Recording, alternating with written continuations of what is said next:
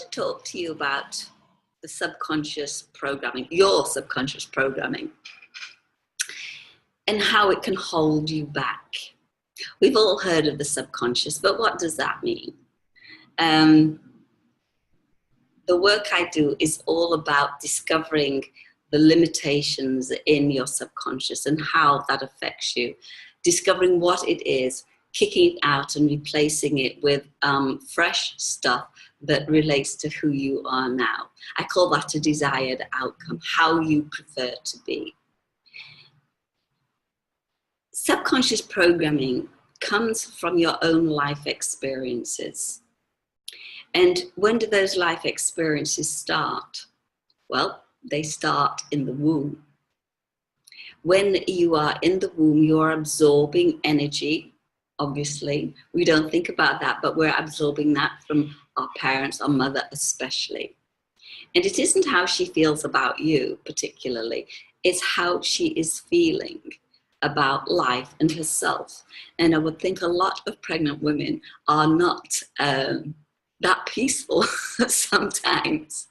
So we can start to absorb those feelings, those vibrations into our subconscious. And they start to become part of our response mechanism. We can also inherit beliefs, programs, responses, and behavior patterns from our mother and our father. And this can go back for many generations. They can be very strong. And of course, what might have worked 2 generations ago doesn't work in this life and our lifestyles now. So they need to be kicked out and fresh ones put in. We can also download beliefs from people around us. As our world gets bigger, we mix with different people and we take on their beliefs. And we do that consciously and unconsciously. We take it on from the media, from TV, all over the place. We are told every day how to be, how to speak, how to smell, what to wear, what not to do. And all that goes in and starts to become part of our programming. Our subconscious is about 80% of the way we respond in the world. Consciously, we've got about another 15%. We pay a lot of attention to what we think, but what's going on is a whole lot more than that.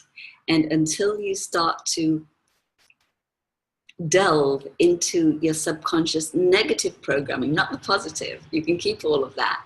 But when you start to delve into your subconscious programming and find out what it is, where it comes from, then you are in a place of being able to change this and reprogram yourself with what you want and what you want based on who you are now.